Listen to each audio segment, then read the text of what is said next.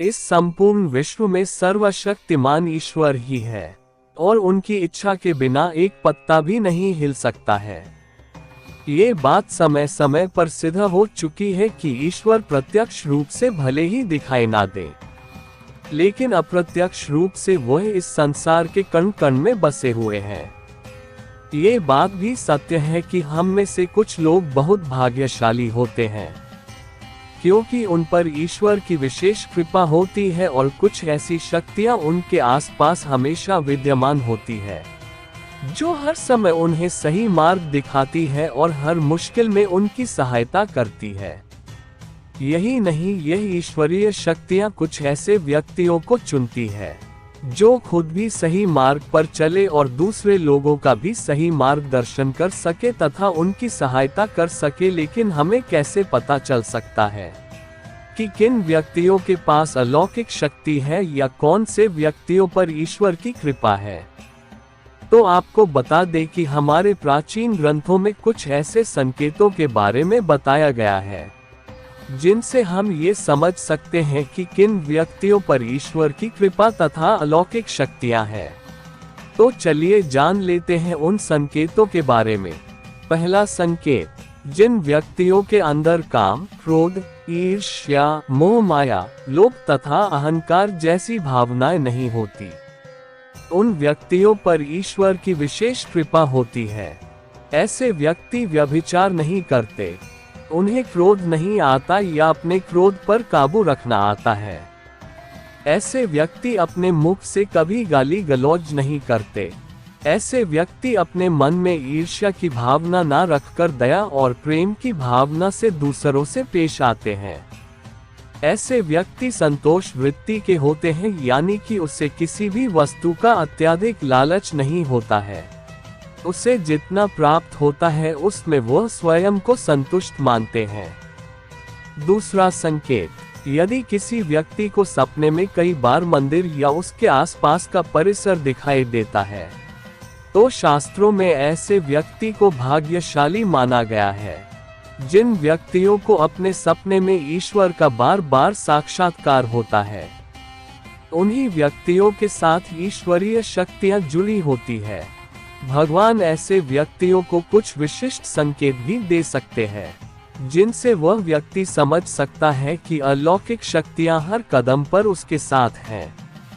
तीसरा संकेत, जो व्यक्ति अपने दैनिक कार्य से बचा हुआ समय ईश्वर की भक्ति, आराधना और नामस्मरण में व्यतीत करता है और ईश्वर को सत्य मानते हुए उनकी अनुभूति करने में समर्थ होता है, वास्तव में उस व्यक्ति के आसपास एक ईश्वरीय शक्तियों का पवित्र घेरा होता है, जिसके कारण उसे ईश्वर का आभास होता रहता है। चौथा संकेत, जो व्यक्ति समाज के प्रति अपना दायित्व समझते हुए सद्कार्य और पुण्य के काम करते हैं तथा मुसीबत में फंसे लोगों व गरीब और लाचार व्यक्तियों की यथासंभव सहायता करते हैं।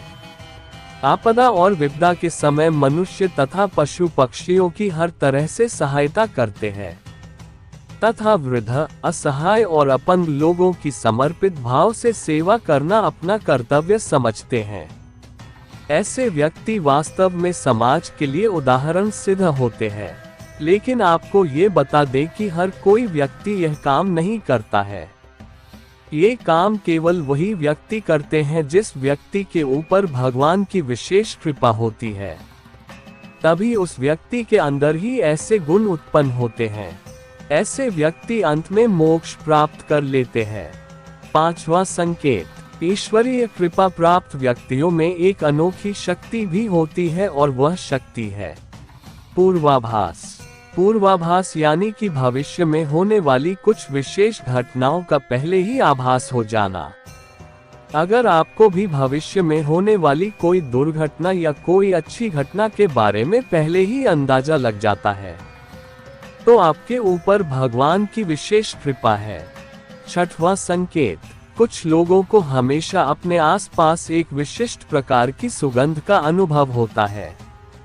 हमेशा सुगंधित फूल, अगरबत्ती, धूप या कपूर जैसे पवित्र सुगंध का झोंका सा हवा में तैरता हुआ महसूस होता है। तो यह उसके आसपास ईश्वर की उपस्थिति का संकेत तथा देवी देवताओं का आशीर्वाद होता है। 7वां संकेत, ईश्वर का समय यानी कि ब्रह्म मुहूर्त सुबह 3:30 से लेकर 5:30 या 6 बजे तक का समय होता है। हमारे शास्त्र में इस समय को बहुत ही महत्वपूर्ण माना जाता है। ब्रह्म मुहूर्त को देवताओं का समय माना गया है क्योंकि इस समय के वातावरण में एक सकारात्मक ऊर्जा का संचार होता है।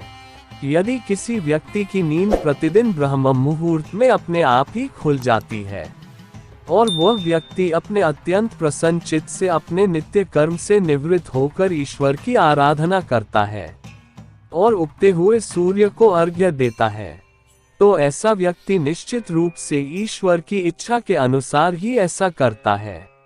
उसे ऐसा करने के लिए ईश्वरीय शक्तियां प्रवृत्त करती है, यानी कि ऐसे व्यक्ति पर भगवान की कृपा बनी हुई है। 8वां संकेत, कई बार हम किसी मंदिर या धार्मिक स्थल पर भजन कीर्तन या कथा सुनने जाते हैं। कितने भी सुंदर भजन हो या कितनी भी अच्छी कथा हो, बीच बीच में हमारा ध्यान भटक जाता है और हम कभी अपने घर के विषय में, कभी अपनी किसी समस्या पर या फिर अपने आसपास बैठे लोगों का विचार करने लगते हैं। लेकिन कुछ लोग ऐसे होते हैं जो भजन कीर्तन या कथा सुनने में इतने लीन हो जाते हैं कि उन्हें किसी बात का होश नहीं रह जाता। उन्हें बस अपने आसपास पवित्रता का एहसास होता है और बहुत ही शुभ ध्वनियां सुनाई देती हैं। तो ऐसे व्यक्ति का साथ निश्चित ही अलौकिक शक्तियां दे रही हैं। 9वां संकेत, जो व्यक्ति ईश्वर के चरणों में ही परम आनंद की अनुभूति करता है और ईश्वर भक्ति को ही वास्तविक आनंद मानता है, ऐसा व्यक्ति न तो कभी दुखी रह सकता है और न ही किसी को दुख दे सकता है। ऐसे व्यक्ति का मन और मस्तिष्क हमेशा शांत रहता है, जिससे वह कभी भी सत्य व सदाचार के मार्ग से विचलित नहीं होता। यह उसे ईश्वर से मिला एक विशेष आशीर्वाद होता है, जिससे वह समाज में हमेशा मान और सम्मान प्राप्त करते हैं। दोस्तों, अगर आपको ये जानकारी अच्छी लगी हो तो लाइक और सब्सक्राइब जरूर करें। धन्यवाद।